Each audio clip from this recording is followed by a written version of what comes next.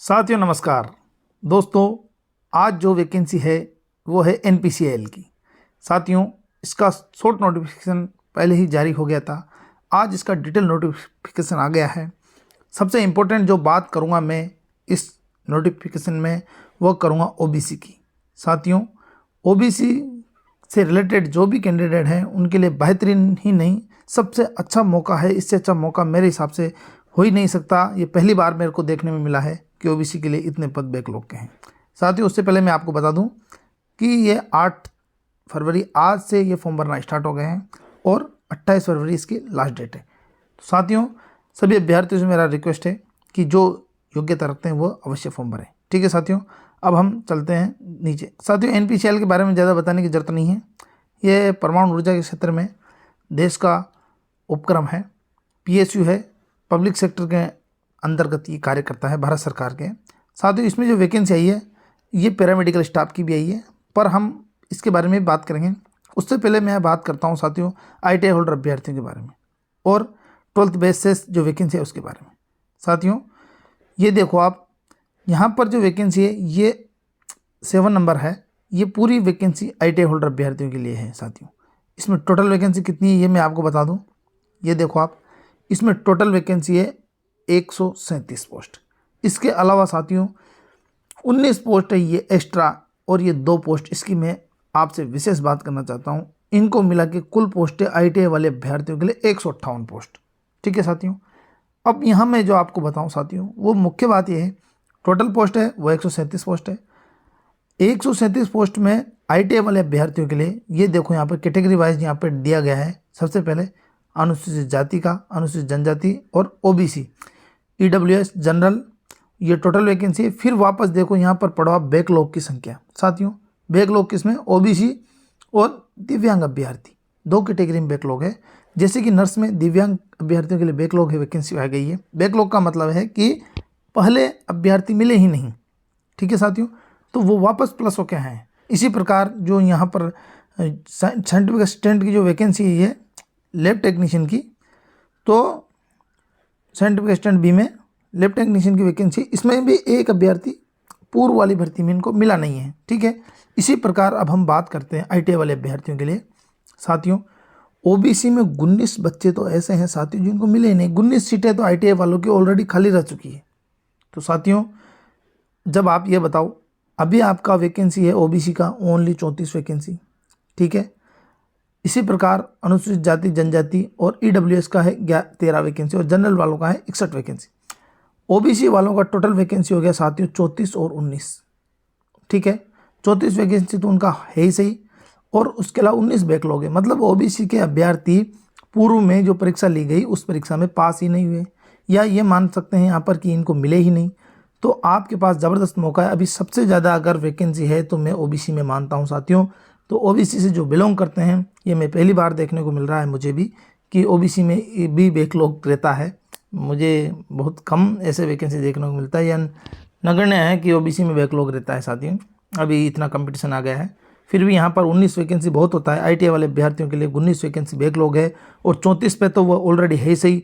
तो total vacancy ये हो जाएगा साथियों 5 और 3 और 4 मतलब 53। तो साथियों, ओबीसी वाला अभ्यर्थी 53 वैकेंसी पर इस बार दावा करेगा, और 53 अभ्यर्थी सिर्फ ओबीसी कैंडिडेट आएंगे, जबकि आप देख रहे हैं कि 61 अभ्यर्थी जनरल आएंगे। तो साथियों, सबसे ज़्यादा ओबीसी के अभ्यर्थी यहाँ पर भरे जाएंगे पोस्ट से।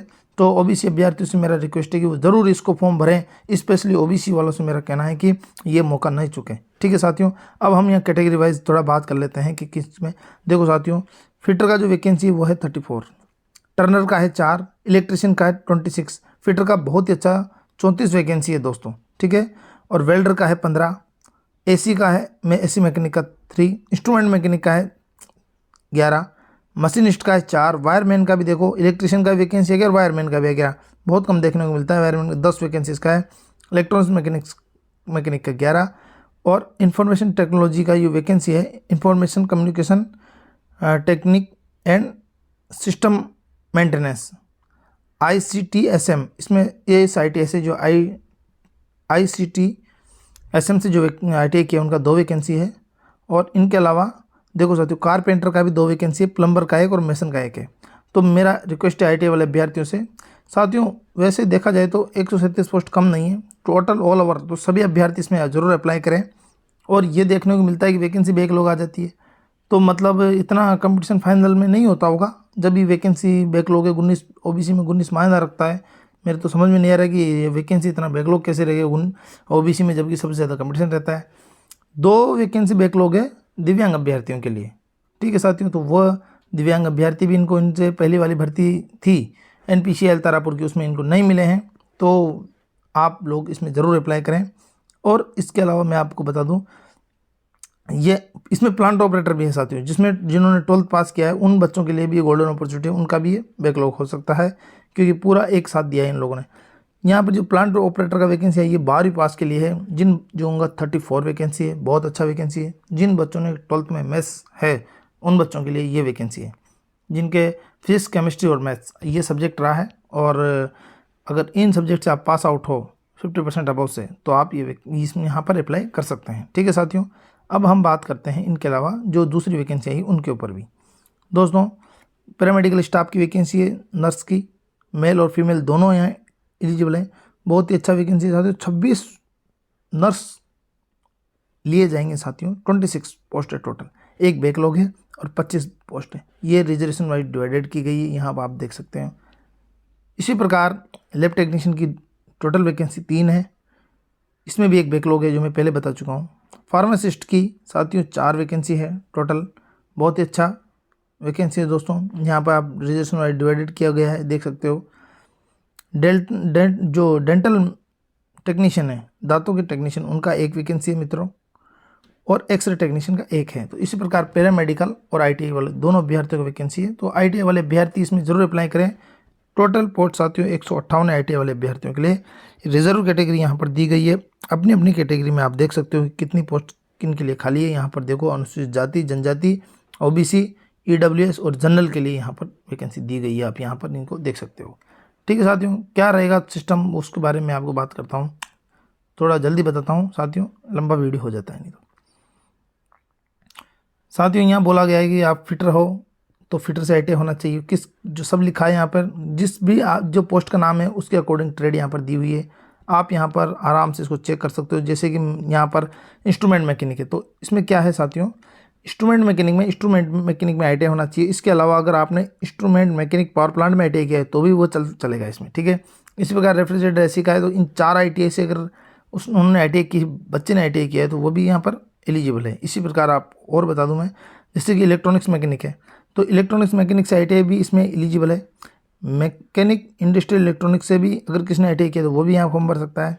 जो मैं बताया था ITESM से ITI किया है तो वो भी यहाँ फॉर्म भर सकता है, और पावर इलेक्ट्रॉनिक सिस्टम से अगर ITI किया है तो वो भी यहाँ पर फॉर्म भर सकता है। इसी प्रकार आप यहाँ चेक कर सकते हो, पोस्ट के अकॉर्डिंग यहाँ पर आपका ITI दिया हुआ है, आप किस में एलिजिबल हो और किस में नहीं हो, ठीक है दोस्तों। मुख्य बातें ही करते हैं साथियों। यहाँ पर देखो, नर्स के लिए जो एज क्राइटेरिया 18 से 30 है, और गवर्नमेंट के अकॉर्डिंग इनको छूट दी जाएगी। इनका बेसिक ही साथियों 44,900, बहुत अच्छा बेसिक है सेंट्रल गवर्नमेंट का। इसके ऊपर अलाउंसेस लगते हैं, बहुत ज़्यादा पेमेंट बनता है साथियों। लैब टेक्नीशियन का जो यहाँ पर बेसिक है वो 35,400 का है। फार्मासिस्ट के लिए 29,200, ये तो बेसिक ही है साथियों, ये मूल वेतन नहीं है, ये ओनली बेसिक है। इसके आगे ये सिर्फ बेसिक है, इसके ऊपर अलाउंसेस लगेंगे साथियों, जितने भी अलाउंसेस लगते हैं। अब हम बात करते हैं हमारे जो टेक्नीशियन की, ITI होल्डर बच्चों की, और मेंटेनर जो प्लांट ऑपरेटर है उन बच्चों की। साथियों इनका बेसिक है 21,700, ये सिर्फ बेसिक है। इसके ऊपर HRA, DA जो भी अलग एक्स्ट्रा अलाउंसेस है वो सब इसके ऊपर लगेंगे साथियों, ठीक है, इंक्रीमेंट वगैरह। और डेल्टा टेक्नीशियन का है 29,200, और एक्सरे टेक्नीशियन का 25,500, ये सिर्फ इनका बेसिक रहेगा। एज क्राइटेरिया आप यहाँ पे देख सकते हो। ITI वाले अभ्यर्थियों को और प्लांट ऑपरेटर जो अभ्यर्थी उनके लिए 18 से 24 ही यहाँ पर एज क्राइटेरिया है। भारत सरकार के नियमानुसार ST SC OBC को उम्र में छूट दी जाएगी, जो दी जाती है साथियों। यहाँ पे लिखा हुआ है देखो, अनुसूचित जनजाति के लिए और जाति के लिए 5 साल का, OBC के लिए 3 साल का, और दिव्यांग अभ्यर्थियों के लिए 10 साल का। और दिव्यांग अभ्यर्थी अगर OBC ST SC से बिलोंग करते हैं तो उनके यहाँ पर लिखा हुआ है, उनके अनुसार दिया जाएगा। पूर्व सैनिकों को जो नियम है उनके अनुसार सेना अवधि +3 ईयर, और जो भी रूल है तलाकशुदा विधवा महिलाओं के लिए 35 साल, ठीक है साथियों। और उसमें फिर अनुसूचित जनजाति उनके लिए अलग। देखो इम्पोर्टेंट बात यह है, जो पहला है NPCL में जो संविदा पर काम कर रहे हैं, जो कॉन्ट्रैक्ट बेस पे लगे हुए हैं, उनको भी यहाँ पर 5 साल का छूट दिया गया है साथियों, ठीक है। जो रेगुलर काम कर रहे हैं उनके लिए छूट नहीं है, ठीक है। जो पहले से ही NPCL में जॉब कर रहे हैं, रेगुलर पोस्टेड है, उनके लिए कोई छूट नहीं दी गई है यहाँ पर। ये भी देखो यहाँ पर जो आप अगर जिस एरिया में प्लांट लगा हुआ है और वहाँ पर जिन लोगों की ज़मीन अधिग्रहण की हुई है उनको यहाँ पर छूट दी गई है साथियों, ठीक है। तो उनके छूट का क्राइटेरिया यहाँ पर ये है। और यहाँ पर देखो ये जो थोड़ा सा समझने लायक है कि ये मापदंड आपका होना जरूरी है। अगर आप प्लांट ऑपरेटर में आप फॉर्म भरोगे तो आपका वज़न 45.5 किलोग्राम तो मिनिमम होना चाहिए और हाइट 160 सेंटीमीटर होनी चाहिए। ITI वाले अभ्यर्थियों के लिए वो भी यही सेम है दोनों के लिए, परंतु यहाँ पे लिखा गया है साथियों, अन्यथा उम्मीदवार के स्वस्थ होने पर छूट। मतलब अगर आप मेडिकल में फिट पाए गए तो आपको हो सकता है यहाँ पर थोड़ी छूट दे दी जाए, ठीक है दोस्तों। लास्ट में मेडिकल होता है। अब ये दिव्यांग अभ्यर्थियों के लिए साथियों एलिजिबल हैं, जो किन किन कैटेगरी के एलिजिबल हैं। ITI वालों के लिए भी दिव्यांग अभ्यर्थी एलिजिबल है, देखो यहाँ पे लिखा हुआ है, फिटर टर्नर के लिए, इन सब के लिए। और अब हम बात करते हैं साथियों इसमें दिव्यांग अभ्यर्थियों को निकालने के बाद, हाँ देखो क्या क्या योग्यताएं मानी गई और एक्सपीरियंस मांगा गया है। सबसे पहले देखो साथियों यहाँ नर्स का गया, तो चलो हम इसी पे बात कर लेते हैं। 12th के बाद आपके पास एक डिप्लोमा होना चाहिए साथियों नर्सिंग में। क्या होना चाहिए? डिप्लोमा होना चाहिए, सर्टिफिकेट नहीं चाहिए। या फिर इसके अलावा आपके पास BSc नर्सिंग होनी चाहिए, या 3 चीज़ें मांगी, या फिर आपके पास सर्टिफिकेट भी चलेगा साथियों नर्सिंग का, पर उसके साथ आपको 3 साल का एक्सपीरियंस होना चाहिए किसी भी हॉस्पिटल में। अगर आप ये रखते हैं तो आप नर्स A के लिए आप फॉर्म भर सकते हैं, बहुत अच्छा बेसिक है। या फिर जो आर्मी से रिलेटेड है, वो नर्सिंग असिस्टेंट क्लास 3 के पोस्ट पे वहाँ पर नौकरी किया हो उन लोगों ने, वो यहाँ पर एलिजिबल है साथियों। बाहर ये नर्सिंग काउंसलिंग से आपका रजिस्ट्रेशन होना अनिवार्य है साथियों। इसी प्रकार पैथोलॉजी में भी है, जो लैब टेक्नीशियन BSc में 50% मांगा गया है और 60% मांगा गया है। जो DMLT जो डिप्लोमा है उसमें 60% होना जरूरी है साथियों। अगर ये नहीं है आपके पास तो यहाँ पर BSc इन मेडिकल लैब टेक्नोलॉजी में 60% होना चाहिए, ठीक है दोस्तों। फार्मासिस्ट के लिए 12वीं पास होना चाहिए, उसके बाद 2 साल का फार्मेसी में डिप्लोमा होना चाहिए, प्लस 3 माह की ट्रेनिंग होनी चाहिए फार्मेसी में, ठीक है। और रजिस्ट्रेशन होना चाहिए सेंटर या स्टेट, जो भी जहाँ से भी कहीं से भी चलेगा। डेंटल मैकेनिक्स का है साथियों 60% 12th में होनी चाहिए। उसके बाद 2 साल का डिप्लोमा होना चाहिए साथियों डेंटल मैकेनिक का। एक्सरे टेक्नीशियन में 60% चाहिए 12th में। 1 साल का रेडियोग्राफी का डिप्लोमा होना चाहिए दोस्तों, ठीक है। अब हम बात करते हैं जिसके लिए हमने वीडियो बनाया है, स्टाफ एंड ट्रेनिंग ऑपरेटर और टेक्नीशियन की, ठीक है दोस्तों। दोनों ही पद हैं और अच्छी खासी सबसे ज़्यादा वैकेंसी इन्हीं दोनों पोस्टों पे है साथियों। प्लांट ऑपरेटर के लिए साथियों क्या मांगा गया है कि 12th में 50% मिनिमम होने चाहिए फिजिक्स केमिस्ट्री में, आपके पास 12th में होना चाहिए और 50% मिनिमम मार्क्स होने चाहिए, तो आप प्लांट ऑपरेटर का ये फॉर्म भर सकते हैं। आपके पास 12th PCM से होना चाहिए। अब हम बात करते हैं ITI वाले अभ्यर्थियों के लिए। दोस्तों ITI वाले अभ्यर्थियों के यहाँ पर 10th क्लास में मिनिमम 50% मार्क्स होना चाहिए। जिस बच्चे के 50% मार्क्स नहीं, वो यहाँ पर फॉर्म नहीं भर सकता, स्पष्ट बात है। और उसके बाद साथियों 2 ईयर का ITI होना चाहिए, ठीक है दोस्तों। आप कंफ्यूज ना हो, जिनके पास 1 साल का ITI उनके बारे में भी यहाँ लिखा होगा। अंग्रेजी विषय होना चाहिए, तो होता ही साथियों 10th लेवल में, ठीक है। मैथ्स साइंस इंग्लिश सब कॉमन होते हैं। अब यहाँ पर साथियों मैं आपको वो भी बात बता दूँ कि जिन बच्चों के पास ये ये उनके लिए है जो जिनों का ज़मीन अधिग्रहण किया गया प्लांट के लिए, तो उन लोगों के 12th में जो वहाँ पर मांगा था परसेंटेज, यहाँ पर 50 से यहाँ पे 40 कर दिया गया है, मिनिमम 40% होना चाहिए। और ITI वालों के लिए कोई सिर्फ पासिंग मार्क्स ही चलेगा साथियों, और 2 साल का ITI होना चाहिए साथियों, ठीक है।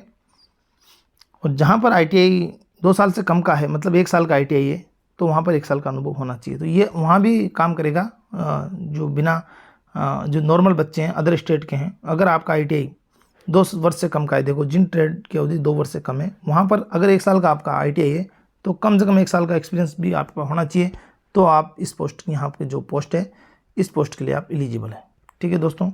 आगे बढ़ते हैं। अब ये आपका साथियों पेमेंट कितना मिलेगा, बहुत ही महत्वपूर्ण चीज़ है, ये भी जानकारी जरूरी है साथियों। तो प्लांट ऑपरेटर और जो टेक्नीशियन है ITI होल्डर, उनका दोनों का सेम है साथियों। ये देखो दोनों का एक ही है। इनका क्या है साथियों, इनका ट्रेनिंग रहेगा 2 साल का, 24 महीने का तो इनका ट्रेनिंग रहेगा। और ट्रेनिंग के दौरान पहले साल इनको मिलेगा 20,000 रुपये और दूसरे साल इनको मिलेगा 22,000 रुपये। ये तो ट्रेनिंग स्टाइपेंड है, ये आपका वेतन नहीं है साथियों। इसके बाद जो बेसिक जो मैंने बताई थी उस पर अलाउंसेस लगेंगे, ठीक है।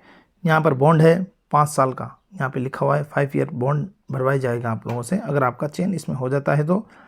और 5 साल की अवधि में अगर आप छोड़ के भगते हो 5 साल बाद, तो यहाँ पर क्षतिपूर्ति लिखा है 5,07,000, बहुत ही ज़्यादा राशि है मित्रों, ठीक है। चयन प्रक्रिया सबसे इंपॉर्टेंट है, वो यही है, चयन प्रक्रिया क्या रहेगी मैं शॉर्ट एंड शॉर्ट में बता देता हूँ आपको साथियों। ये जितनी भी पोस्ट है ITI वालों समेत, ITI के अभ्यर्थी यहाँ पर हैं, ये ITI की पोस्ट है मेंटेनर की, और नर्सिंग की, फार्मासिस्ट की, एक्सरे टेक्नीशियन की, जो भी जितनी भी पोस्ट है इन सब के लिए क्या रहेगा साथियों, पहले तो पेपर होगा आपका जो कंप्यूटर पे होगा, उसके बाद स्किल टेस्ट होगा, कौशल परीक्षण। कौशल परीक्षण का कोई आपका नंबर नहीं रहेगा, ये सिर्फ क्वालिफाई रहेगा, ठीक है। उसके बाद फाइनल मेरिट निकलेगी और आपका चयन हो जाएगा इसमें।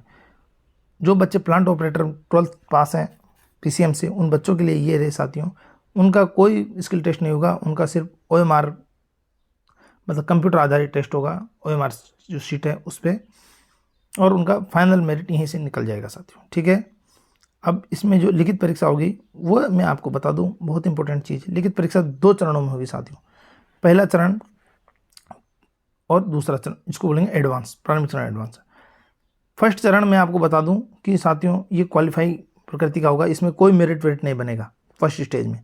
सेकंड स्टेज ही आपको जॉब लगाएगा साथियों, इसी की मेरिट एंटाइड, मतलब आपको इसी में जो मेरिट में नंबर आएगा इसमें जो सब टॉप करेगा वही जॉब लगेगा, परंतु फर्स्ट स्टेज पास होना जरूरी है। फर्स्ट स्टेज में क्या होगा साथियों, फर्स्ट स्टेज में ओनली 50 क्वेश्चन आएंगे और ये 1 घंटे का पेपर होगा। इसमें 20 क्वेश्चन होंगे मैथ्स के, 20 होंगे साइंस के और 10 होंगे जनरल नॉलेज के, ठीक है साथियों। 1 घंटे का पेपर होगा, 1 क्वेश्चन होगा 3 नंबर का और 1 क्वेश्चन गलत होने पर 1 अंक काटा जाएगा, 1/3 इसका नेगेटिव मार्किंग होगा। जनरल अभ्यर्थी EWS के 40% अंक आना जरूरी है। OBC SC ST के लिए 30% नंबर आना जरूरी है, दिव्यांग अभ्यर्थियों के लिए। अगर ये नहीं लाते हैं तो आपको यहाँ से बाहर कर दिया जाएगा, ठीक है। इसके बाद जो एग्ज़ाम होगा सेकंड चरण वो है एडवांस, दूसरा चरण है। इसमें क्या होगा दोस्तों, यही इंपॉर्टेंट चरण है, इसी ही आपको नौकरी लगाएगा, ये मेरिट बनाएगा। 2 घंटे का एग्जाम होगा साथियों। इसमें सबसे अच्छी बात यह है कि आपको ट्रेड से रिलेटेड क्वेश्चन पूछे जाएंगे, जिस पोस्ट के लिए आप एलिजिबल है। जैसे आप इलेक्ट्रिशियन है तो आपको इलेक्ट्रिशियन के ही क्वेश्चन आएंगे, इसमें 50 क्वेश्चन आएंगे। अब आप सोच रहे होंगे जो प्लांट ऑपरेटर है वो 12th पास से लिए जाएंगे तो उनके PCM से रिलेटेड उनके क्वेश्चन आएंगे साथियों, ठीक है। और नर्स से है तो आप नर्सिंग के संबंधित क्वेश्चन आएंगे, जिस पोस्ट के लिए आप एलिजिबल है उसी ट्रेड का क्वेश्चन आएगा, ठीक है दोस्तों। अब इसमें आपको जनरल EWS से 30% मार्क्स चाहिए, ST SC OBC दिव्यांग अभ्यर्थी को 20% मार्क्स आना अनिवार्य है। इससे कम अगर नंबर आते हैं तो आपको चयन सूची से बाहर कर दिया जाएगा, और अगर इनको बच्चे नहीं भी मिलेंगे तो वापस वही बैकलॉग वाली स्थिति आ जाएगी साथियों, ठीक है। ये मैं बता दिया आपको कि स्किल टेस्ट प्लांट ऑपरेटर के लिए लागू नहीं होगा, ठीक है। स्किल टेस्ट प्लांट ऑपरेटर के अलावा जितनी भर्तियाँ हैं उनके लिए लागू होगा। वेटिंग लिस्ट इसमें आएगी मित्रों। और जो मुख्य मुख्य बातें हैं, अब सामान्य निर्देश ये तो कोई, आप साथियों आपको इसमें आने जाने का किराया मिलेगा अनुसूचित जाति और जनजाति के अभ्यर्थियों के लिए। जो बेरोजगार हैं, जो नौकरी करते हैं, उन बच्चों को नहीं मिलेगा, किसी और ऑर्गेनाइजेशन में करते हैं तो। और यहाँ छुपाना भी नहीं चाहिए, बाद में पता चलता है तो दिक्कत आपको खड़ी हो सकती है। और साथियों इसकी अंतिम तिथि यहाँ बताएगी 28/2 इसकी लास्ट डेट है। और हाँ, जैसे आपके अगर किसी भी 10th में 12th में या ग्रेजुएशन में 59.9 है तो इसको 59.9 ही दर्शाएं, यूँ नहीं कि 60% लिख दें। एक्सपीरियंस आपका अगर 2 साल 11 महीने है तो उसको राउंड फिगर में 3 साल ना बताएं, ऐसा इन्होंने यहाँ पर लिखा हुआ है। रेगुलर मोड पे होना चाहिए, तो कोई बताने लायक चीज़ें नहीं है आपकी क्वालिफिकेशन वगैरह। और कुछ विशेष बात हो तो वो देख लेते हैं।